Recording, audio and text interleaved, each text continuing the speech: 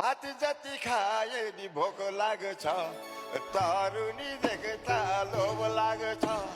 भात जति खाए नि भोक लाग्छ तरुनी देख्दा लोभ लाग्छ लोभी छ आँखा पापी छ मन श्रीमती माइत गएर छिन् हे साइली